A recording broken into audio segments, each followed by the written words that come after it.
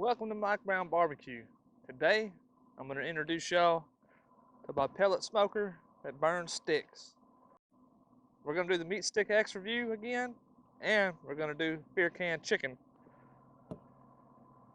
on this big homemade stick burning pellet smoker, cabinet style. Alright guys, what I got here is my homemade cabinet smoker. It is a pellet smoker, but it burns sticks too.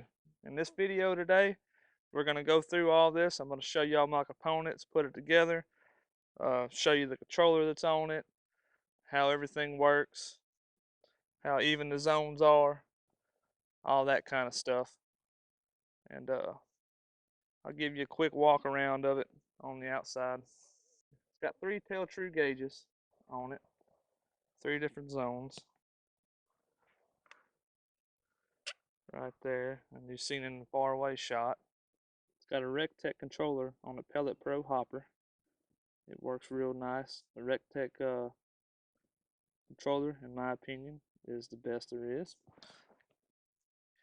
Over here on this side, I've got a 4-inch stack down here in the middle. When we get on the inside, I'll show you that and explain it to you. I've got a drain for my grease to run off of from the drip pan. And we'll walk around back right here, and this is where my temp probe is going in from my pellet hopper. It goes in right there. Now we'll open this up and I'll give you a tour of the inside. I've got 3 latches on this that normally holds my door shut. No, just use one. Get this opened up. You can see how long those temp probes are. They're 6-inch stems.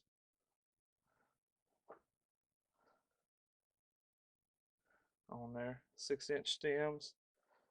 This is the inside of it.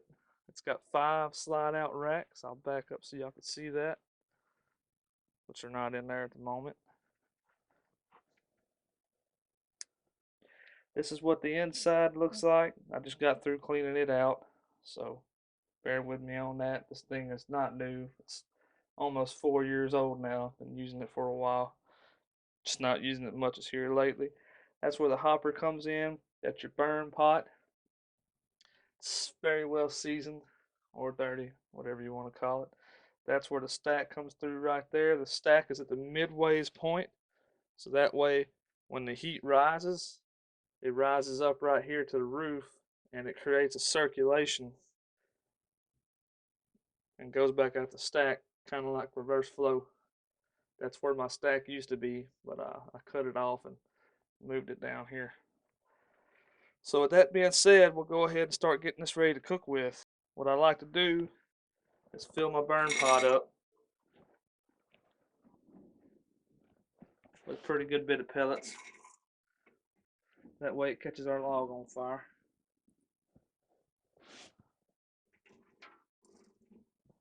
We'll go about 3/4 of the way full. Just like that.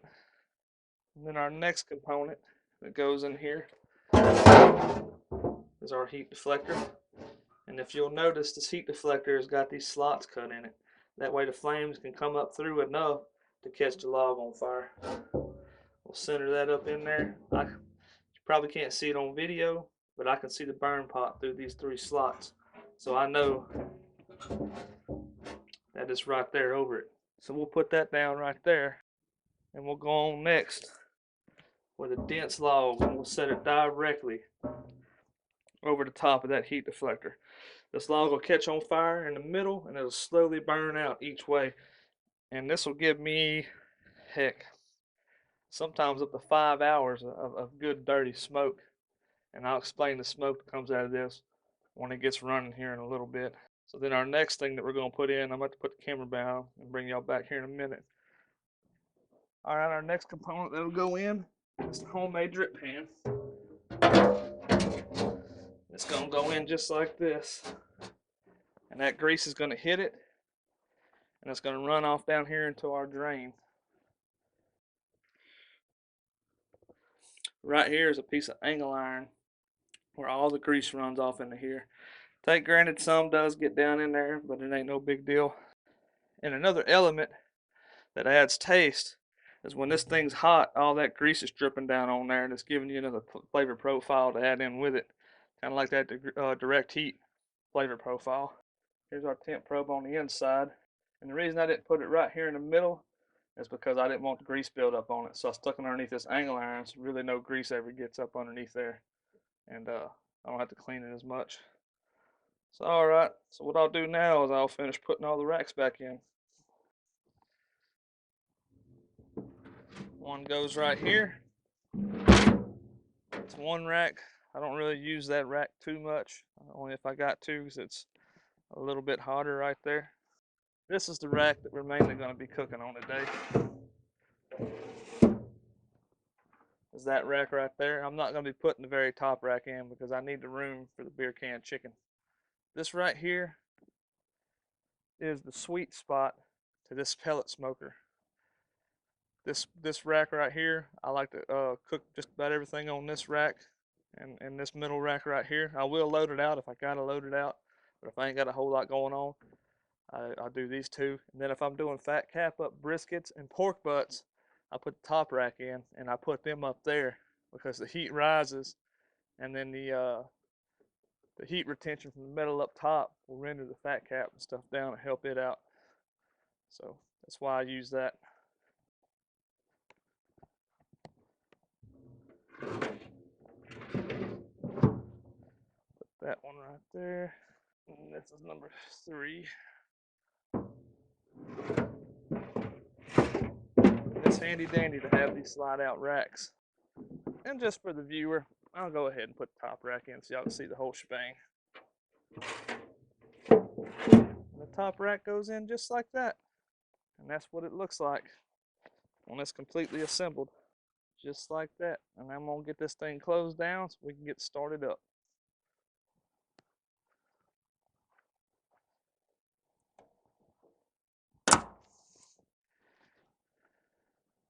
I'll bring you guys down here to the controller. Alright, so we're at the controller, and this is real simple right here, guys. All you got to do is hit the probe button. Now I know what you're thinking out here. There ain't no way it's 117 degrees. It takes a long time for this thing to get heated up, and putting that log in there helps it get there faster. But what I do is I go in my settings on the RecTech controller. I've got my auger to 3.0 and turn it up for this chicken cook. We'll go 5. When I'm doing sausage, I got to turn down to 3. We'll go right here to the offset settings for your temp probe, and I've got it offset plus 25 degrees. What this plus 25 degrees does is it adds 25 degrees to your actual. So if I zero this out right now,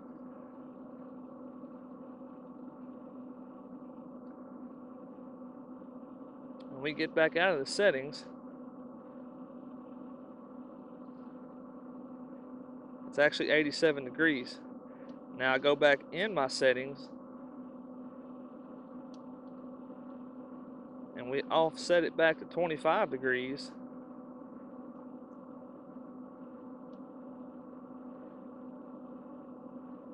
It's showing 108, and this will help me get to 180 quicker because the RecTech controller doesn't reach 180 in the first 20 minutes. It automatically shuts off. It's a safety feature.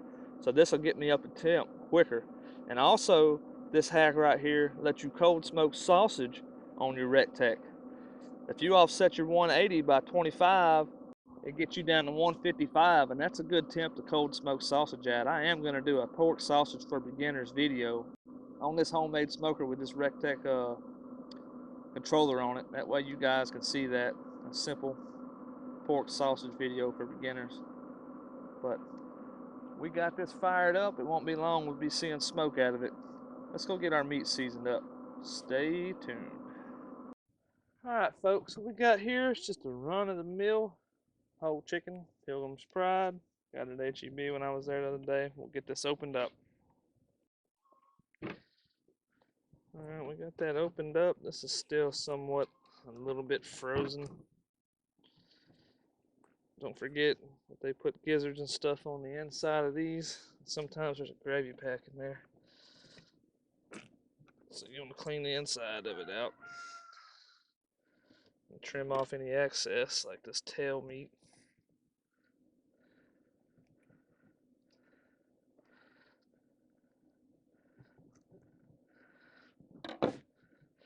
These little gizzards and hearts, you throw them on the grill and make a little snack out of them.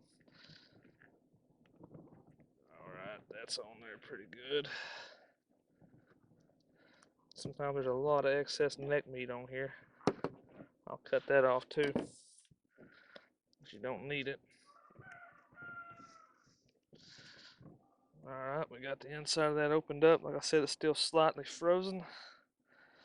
Get my clean hand. And you want to start with a beer or Coke or even water, whatever you want to use, it don't matter.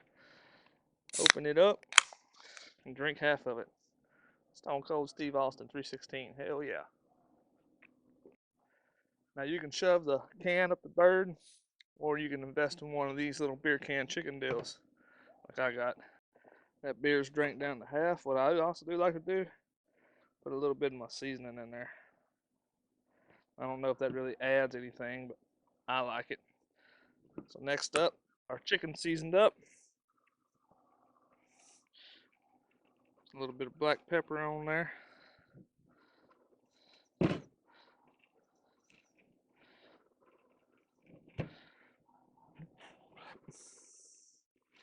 Just like that. Not a whole lot, because I'm really cooking this for the kids. They don't like a whole lot of black pepper. And we're going to go on with Bondler's chicken rub, what I'm going to use today. Extra fancy chicken rub.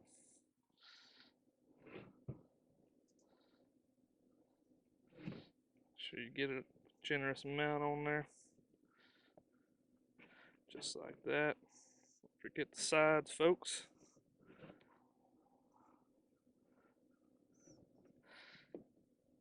Alright.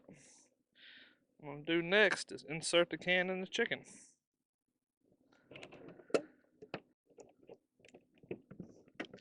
Just like that. It helps if this is a little bit more thawed out.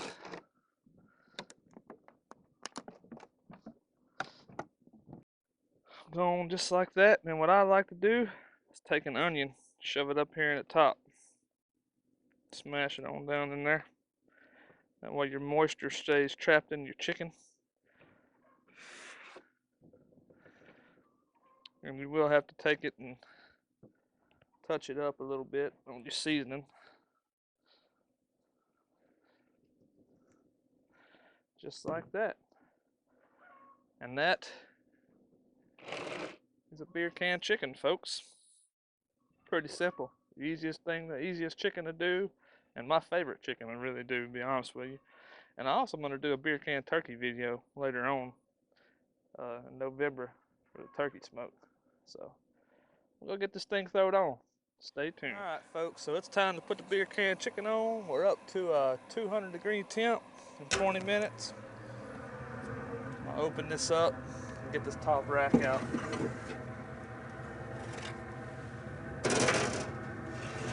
Always put it right up there on top. Our beer can chicken is going to go right here. And I've got the Meat Stick X working at the moment.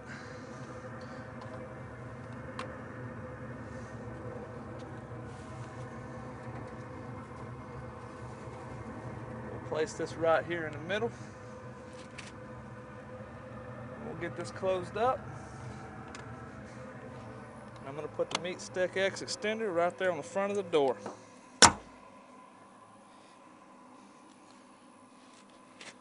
Let's see if it works longer than 10 minutes this time. I got it hooked up and it's working.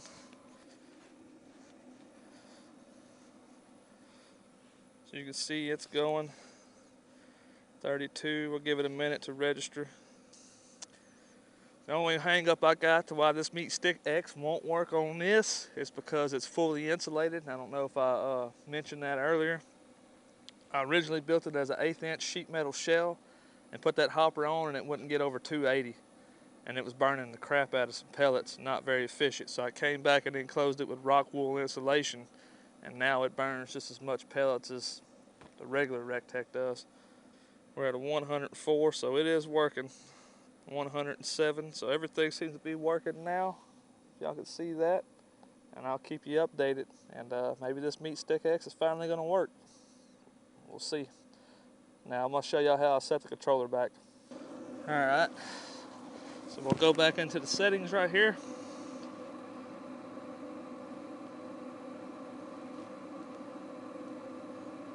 And we'll put it back at 0. I really don't go too much by the probe that's on here. I go by the Tell Truth thermometers.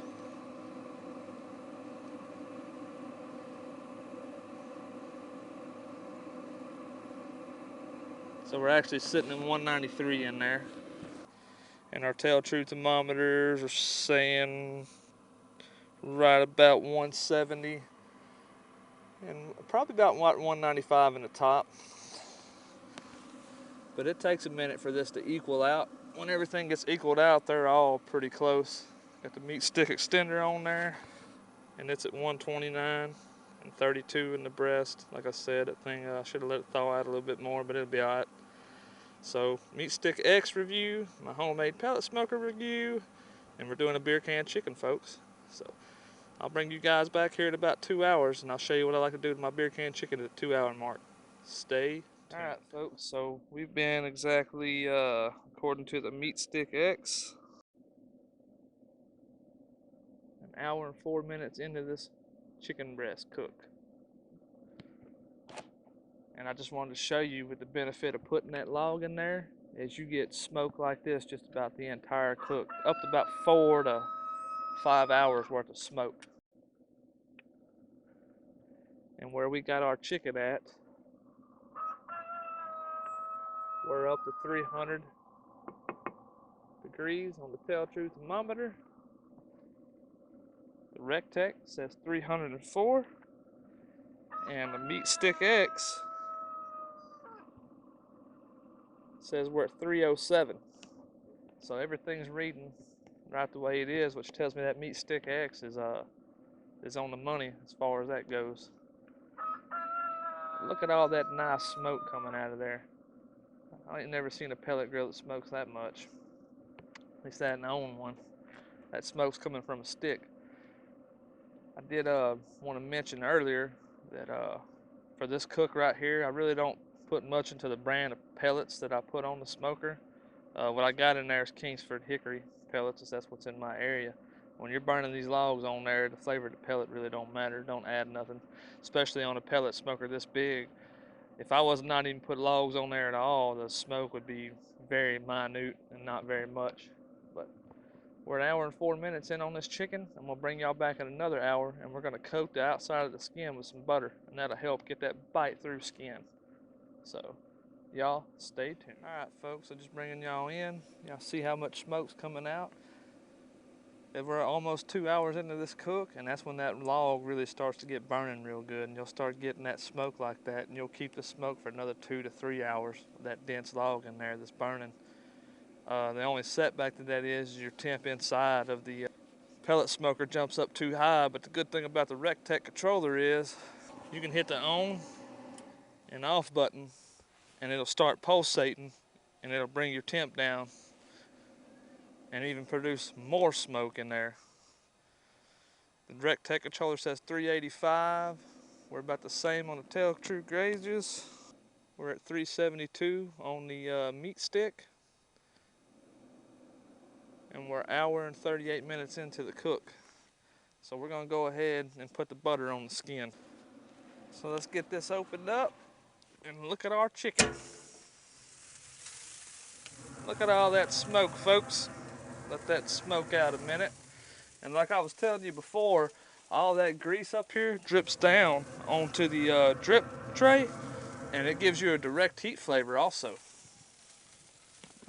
So what we're gonna do now is I'm gonna put some butter on the skin.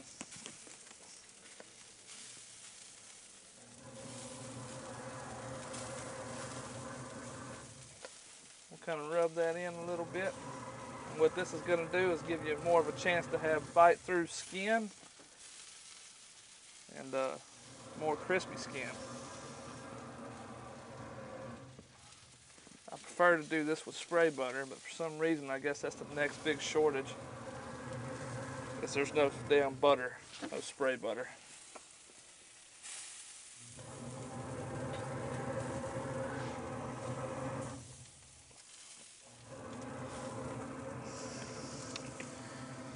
just like that, folks. We'll go ahead and get this shut down. You can hear the controller pulsating. The chicken's got some good color. We got tons of smoke coming out with direct heat smoke and the smoke from the logs. So let's go ahead and shut this back down.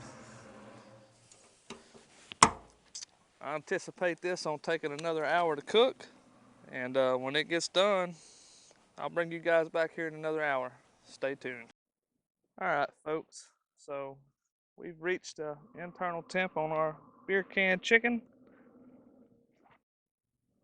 of 158. We're 2 hours and 22 minutes into the cook. So this is going to carry over, so I'm going to call this good right here. Our target temp was 160. The Meat Stick X has done its job. I'm finally impressed with it. I will try it again in a future cook on my stick burner to see if it'll work on that. Shout out to their customer support for working with me on this and making it a usable product. Satisfied with it. So let's open her on up. There's our beer can chicken sitting right up there. I'll bring you in for a close up. That's what it's looking like. Got some good color on it. It's looking real nice. So what I'm going to do is let this rest for about an hour, and then we'll slice into it and see what we got. And that's 5 of them.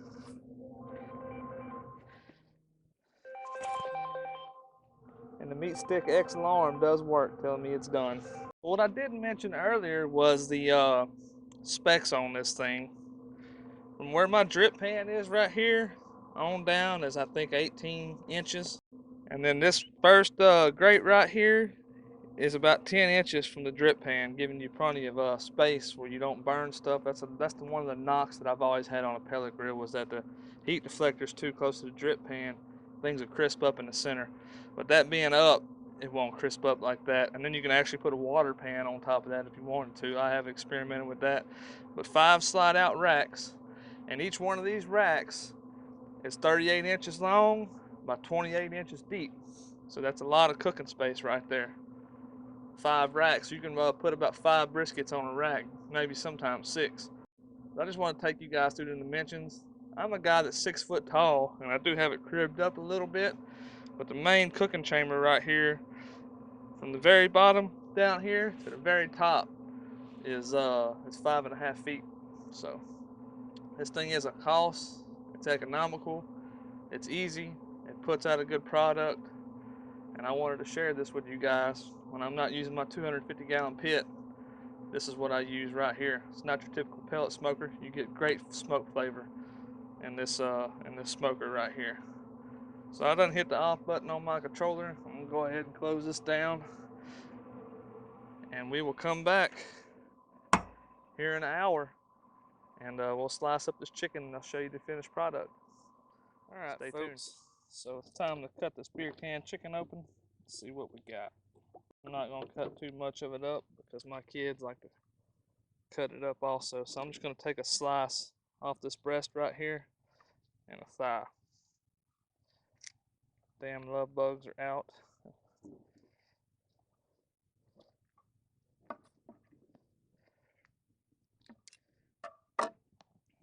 Look how juicy that breast is. Very juicy breast.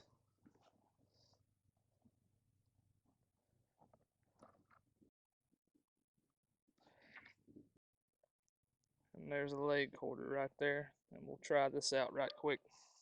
Alright folks, so here's the breast with the skin on.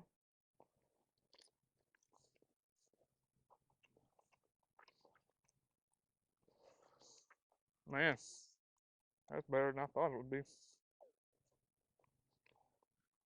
Skin's crispy. Everything's real good. Here's a leg quarter right here. You can bite right through it. Alright folks, so all in all, that was a success. This is my big bad pellet smoker, stick burner right here. You guys got to see that. We did an awesome beer can chicken. There's love bugs everywhere. And the meat stick X, I finally got it to work without having no issues. So everything was a success in this cook. If you guys like this video, please like and subscribe, and you will see more cooks on this big boy in the future. So, peace out.